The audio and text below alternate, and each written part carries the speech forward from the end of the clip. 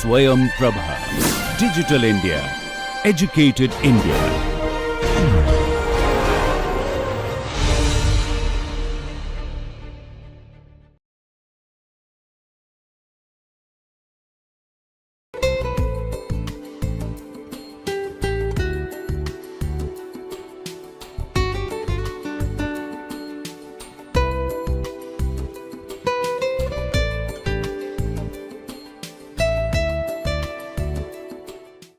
Coming back to the emotional skills, how we can enhance one's emotional intelligence.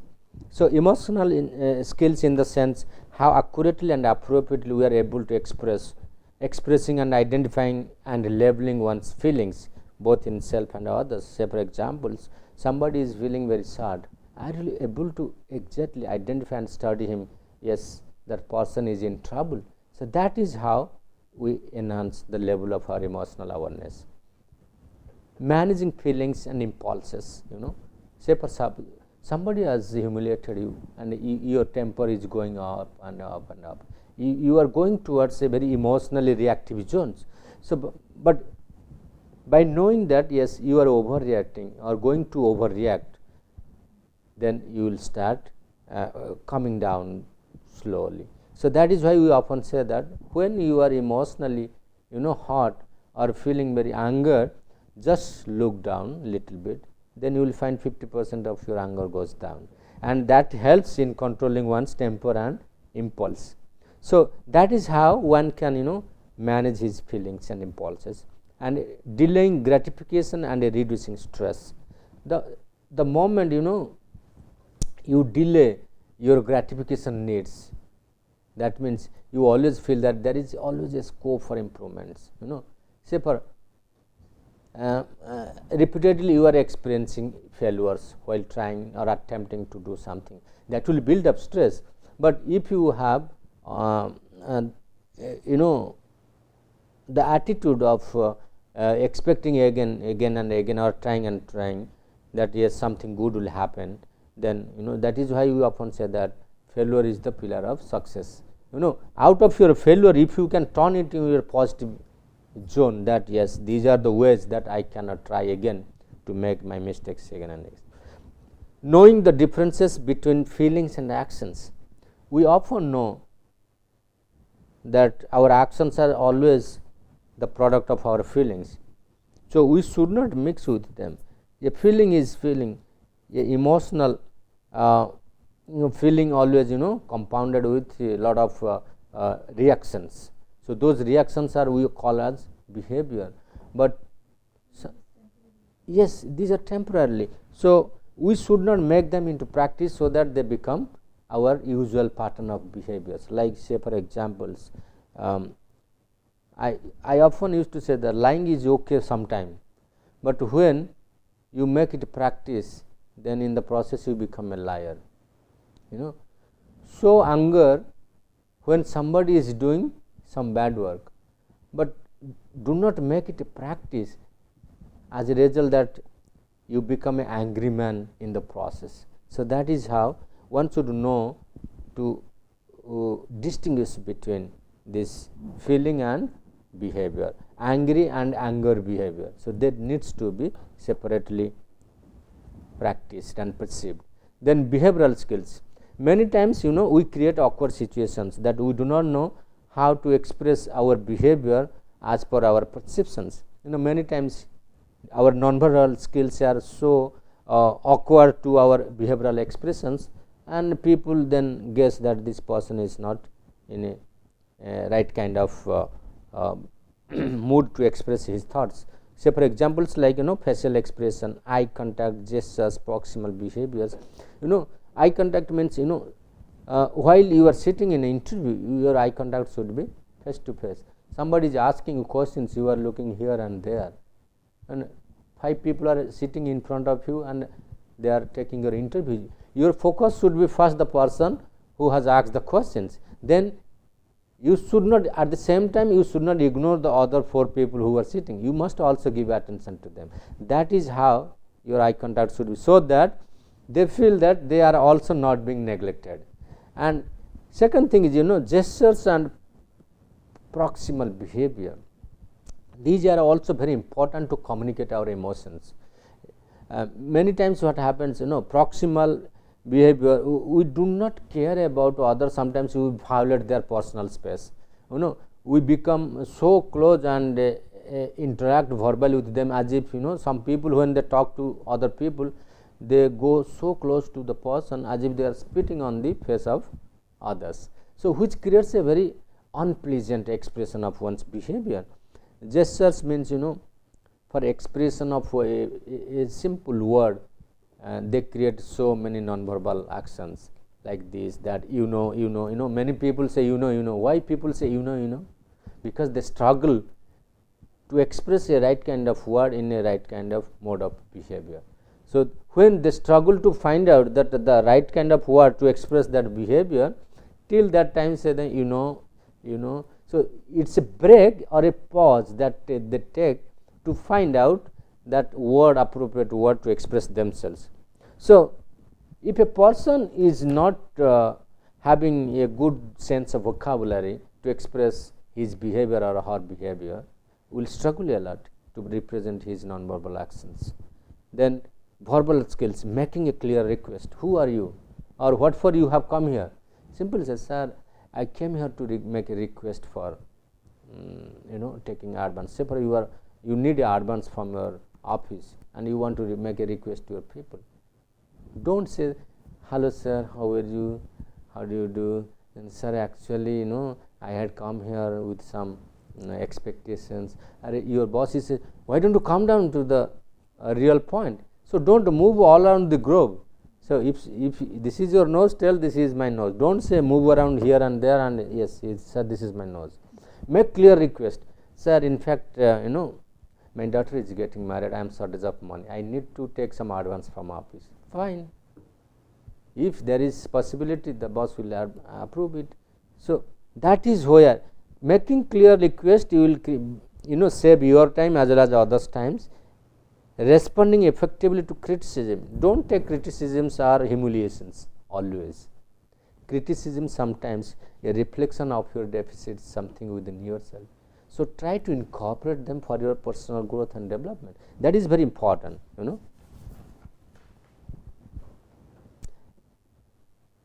And yes, resisting negative influences. Yes, anytime, whenever something, affecting your self-image, intentionally, people intentionally try to tarnish your image by making wrong projections. You must raise your voice. Never say boss is always right. Always try to speak out your mind. Yes, that is very important. Otherwise, overnight, you have developed certain characteristics and competencies, and people summarize in one word as if that you are dumb in those lines. You don't know anything else.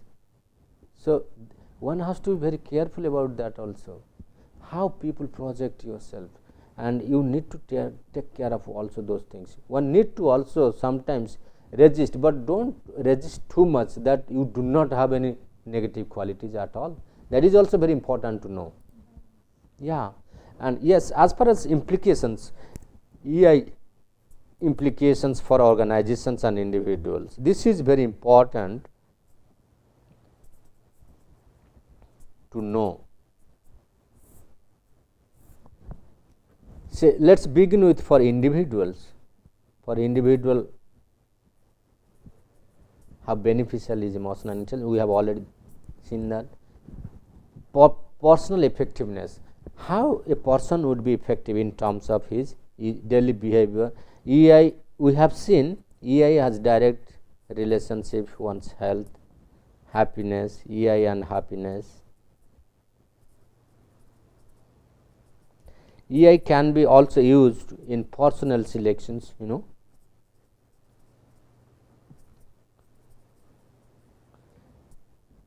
We can administer emotional intelligence scale and map people and put them under different categories: high EI, high, medium and low. Why it is important? Organizations have different kind of jobs. Some jobs are very stressful, some jobs are less stressful, and some jobs are just moderate level. So, on the once you map the EQ profile of people, you can understand who is fit for what. So, challenging and stressful jobs may be given or allotted to people those who are high on their emotional intelligence. That is where we often say that right man for the right job. Right man for right job. We will discuss in organizational, when we will discuss about organizational implications. Yes, as we discussed that EI is directly related to employee performance. Employee performance. There are evidences that it also retains employee retention. It nurtures OCB, organizational citizenship behavior. It makes people good citizen of the organizations. It also enhances job satisfaction.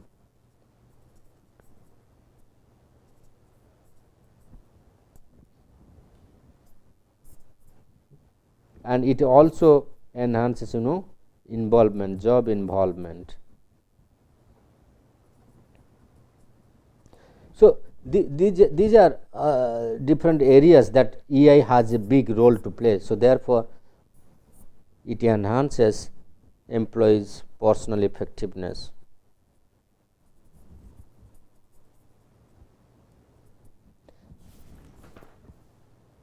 The second one is, yes, it enhances, produces better performance, effective interpersonal relations. Yes, this is we discussed in fact EI and well-being context while talking about social networking or interpersonal relations, social networking. So,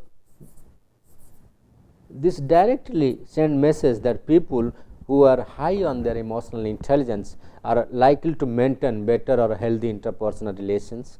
They will be able to cope better. So, EI sometimes, not sometimes, most of the times it acts as a coping mechanism.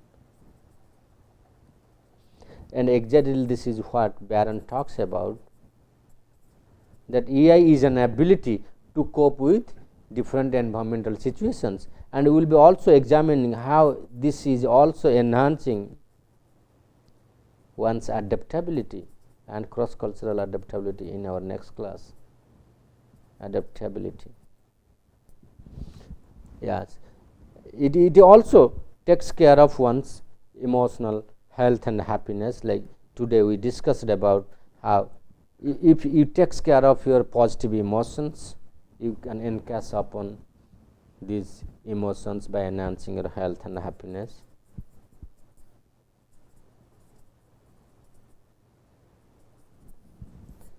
Yeah, once it takes care of your health, happiness and well-being, the overall quality of life improves. So, these are in a nutshell that how emotional intelligence is important for individual for their own survival, both at home, school as well as in organizational context. But what are the implications for organizations? Although we have discussed many things, so let's summarize them. Developing competencies, how we can make people competent, organizational implications.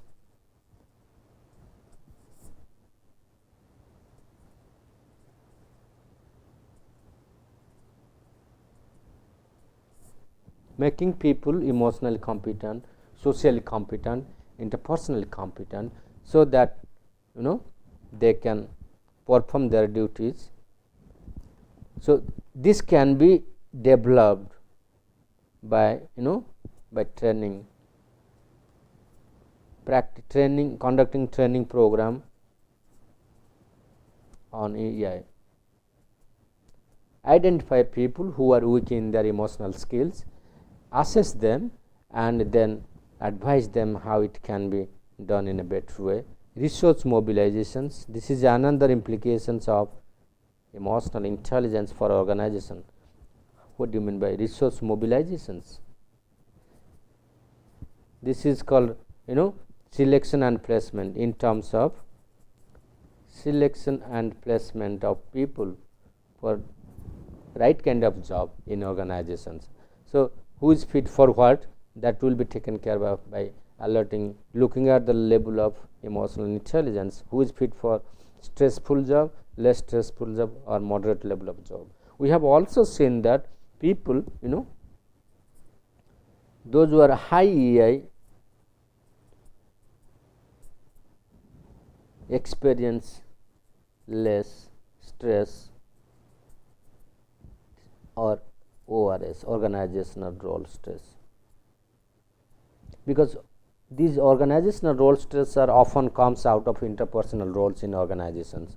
So people, those who have better interpersonal relations in organizations are likely to possess high level of emotional intelligence. So therefore there is a negative relationship between EI and ORS.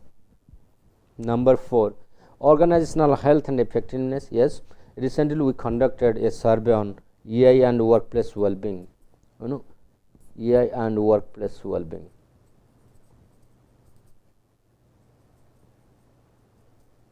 So we have found that there is a positive relationship directly. Emotional intelligence directly influence workplace well-being.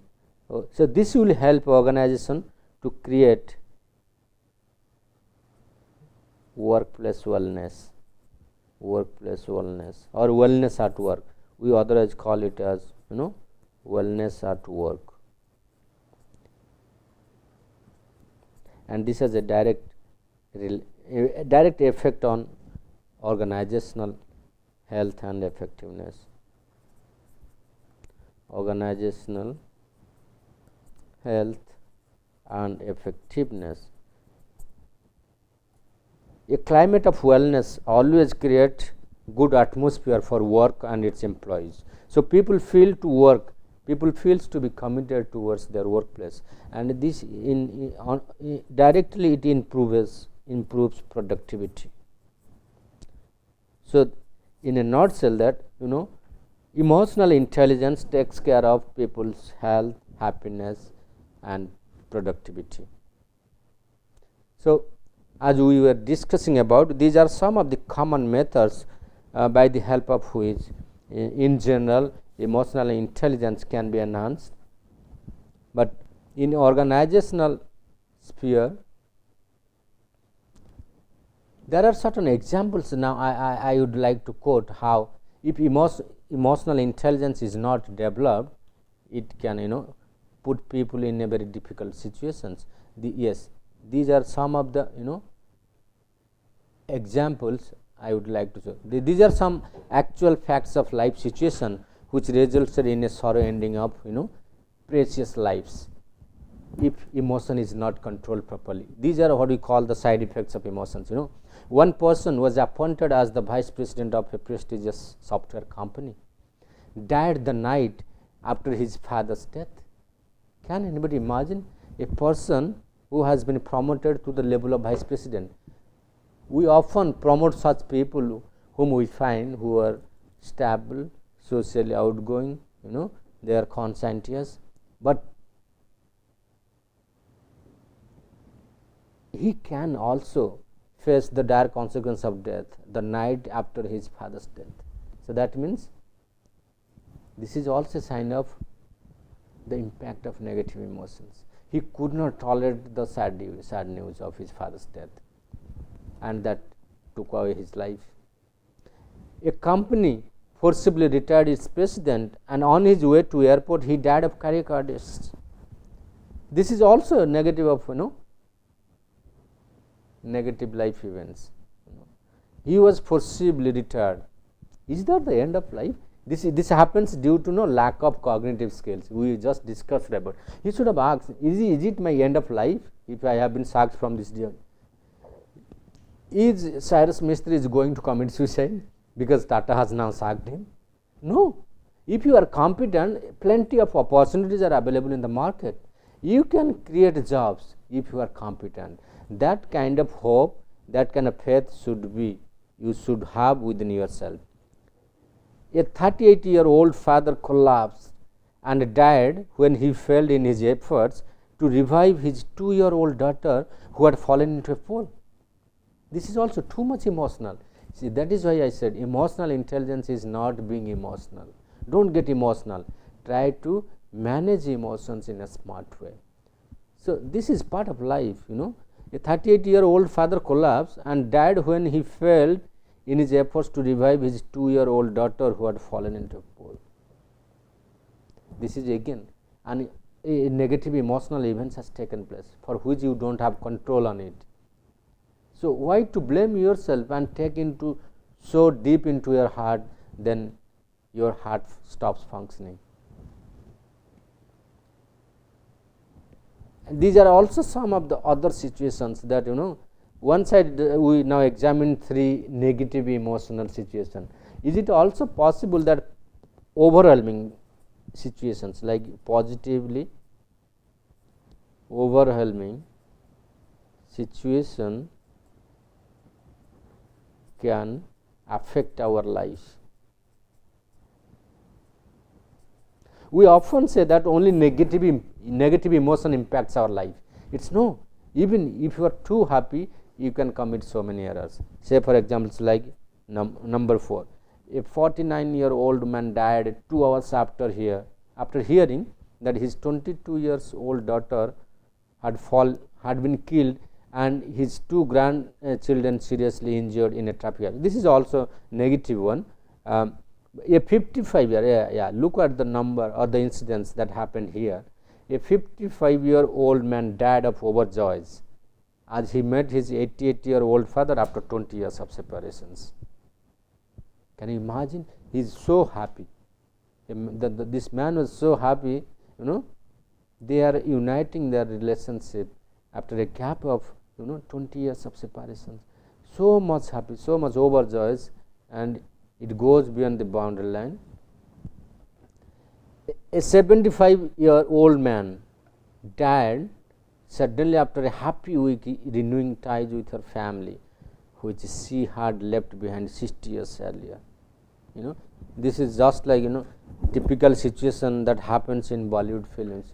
Hero heroines are separated for 15 years, 20 years, and when the movie is going to be end and they are meeting each others, and they are coming towards each other with slow motions. Before they met, one collapses.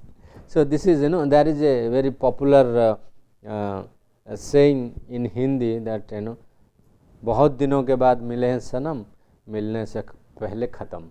So, this is just like you are reuniting, renewing your relationship after a long gap, but you are so happy, your happiness goes the beyond boundary line and you experience a cardiac arrest. But why does it happen? Because it happens, you are not control of your emotions. You are not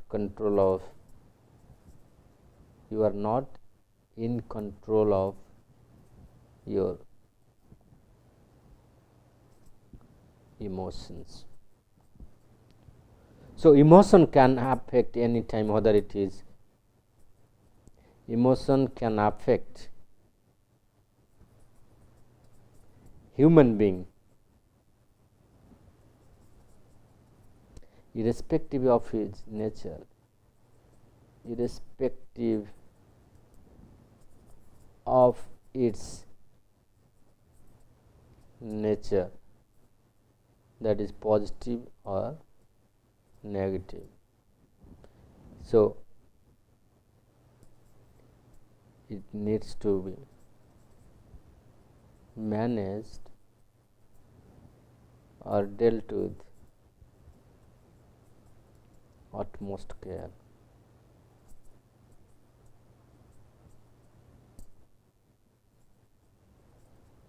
So, this is the lesson learned from even a highly experienced person who is 70 or 60 years, they can be made also emotional fool of the situations. So, emotion plays a very important role. So, that is why everyone needs to be emotion savvy for their survival, both in personal as well as in professional context. So, now the question is, if you are a high level professional, you probably need an IQ of 120 or 130, above 110 at least, so simply to get educated and get your job.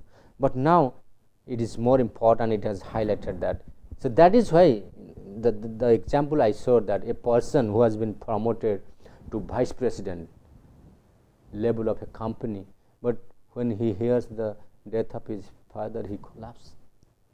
So it seems that his IQ factor is very high, but due to low level of EQ factor, he collapses. Simply to get educated and get your job, you need IQ, but now it is important to be able to persist in the face of difficulty and to get along well with your colleagues and subordinates. You need to have high level of emotional intelligence. So this holds true in most professional occupations. So these are some of the assignments that I would like to give to the participants of this course, that can you relate your EQ skills with your leadership skills. So there is so in this framework I would like to elaborate how can we relate our EQ skills with leadership skills. So let's have a quick look at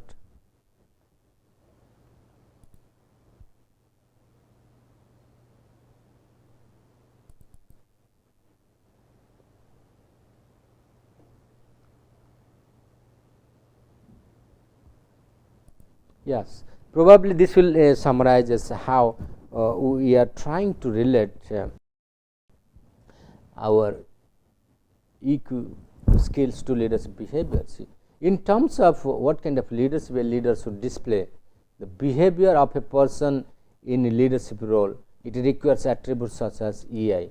What kind of EI? Like, trust, respect, mutual obligations, which generates influence between parties, one's ability and motivation to manage one's own performance, and environmental influence in terms of appropriate actions in accordance with mission and visions.